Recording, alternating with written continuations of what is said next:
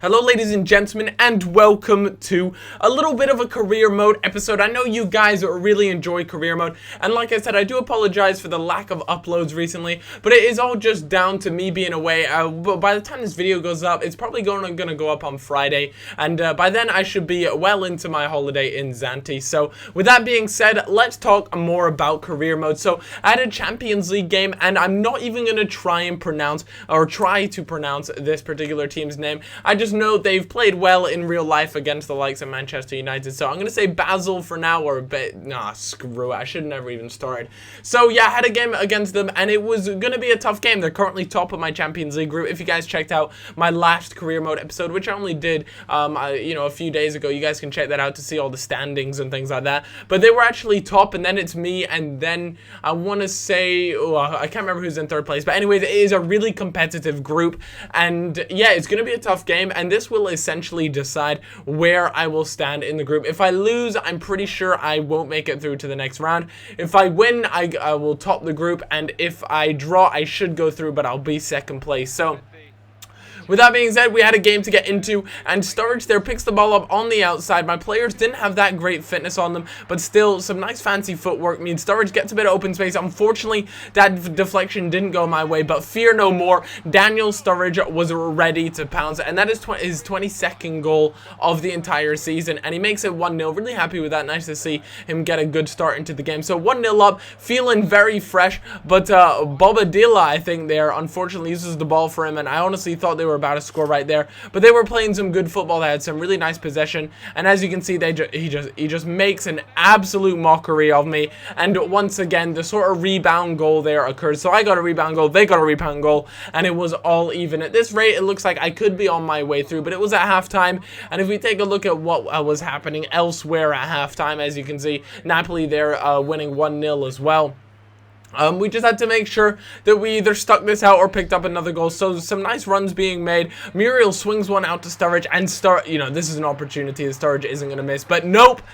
God damn it, where's my near post OP? You know, the one time I want a near post OP moment and I didn't get it. A little bit disappointed with that. Some weird defending. I absolutely hate that when it comes to defending. You know, your defender goes up to him to wipes them out, but for some reason the ball ends up in the attacker's feet anyways, so it was kind of a pointless tackle, and that shit just drives me around the bend. So I was lucky that we didn't actually concede in that first corner, but it ended up giving away for another corner. More pressure was piled on, and he swings another one in. Again, we managed to get rid of that pretty nicely, but on the edge of the box, there was his player waiting there, and a volley that just went really, really wild. But they were all over me. The white team were just beating me down. They were making me look like mugs. There's some really good just dribbling in general. A beautiful ball across, and a stunning finish in the 89th minute.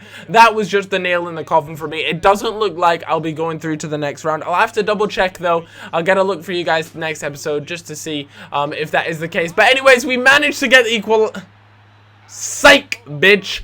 It ended up being an offside. That was so gutting. As you can see, it was in the 90th minute. That would have been a lifesaver. Unfortunately, Daniel Sturridge wasn't able to stay on side to make that 2-2. So we ended up losing 2-1. Little disappointed with that. Actually, very disappointed with that. Manchester City and Chelsea both picking up wins. And yeah, there was a bit of drama going on. Lucas Leiva supposedly wants to leave the club. He really isn't feeling it here. Just not enjoying his time. And I can kind of understand that because Mvia there, who has been the #1 defensive mid for me at the moment, has just been doing a good job. There's really been no need for Lucas Leiva to step in and take away that #1 spot from him. So I can kind of understand why he's not too happy at the club. It's going to be interesting to see what happens in the transfer window, which I might add, guys, is very soon. You know, it is on the way. We are midway through December, so we have to keep an eye out. Anyways, we had a game against West Brom, and it gets off to a pretty shaky start for me. You know, they managed to get a really good shot off very early on, but some nice dribbling there from Zaha. Unfortunately, shot was way off target. You know, from just around the edge of the box, you'd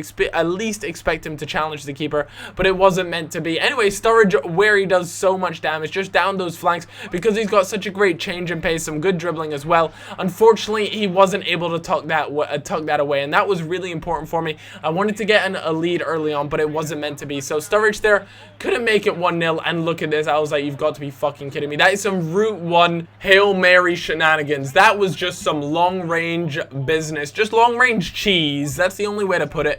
just some long-range cheese. And so that's what happened to me, but there was just no openings. Neither side really managed to get their foot involved in it. A good header there, but keeper makes a solid save from it. Ter Stegen doing a good job in the between the sticks at the moment. He's been playing pretty well. Nothing outstanding, but still overall really, really good. Ogbonna there picking up man of the match. Well deserved, you know. He obviously didn't let a goal in. And I think he's a really solid player. I think he's 87 rated at the moment, so he is looking fine and dandy. But Fulham were up next. We were over at Craven Cottage. Excited to see what would happen, what would go down there. We drew that last game, so that meant our 3-point gap from between us and Manchester, well, both Manchester teams, I guess, was shortened, and we had to perform this game. If we lost this game or we drew this game, and either of the Manchester sides picked up 3 points, then we would be just in a bit of trouble. So this was very much a must-win game for me. I wanted to make sure I retained that first place spot because the Premier League is something I want to win and I want to dominate. But Muriel, very early on in the 20th minute,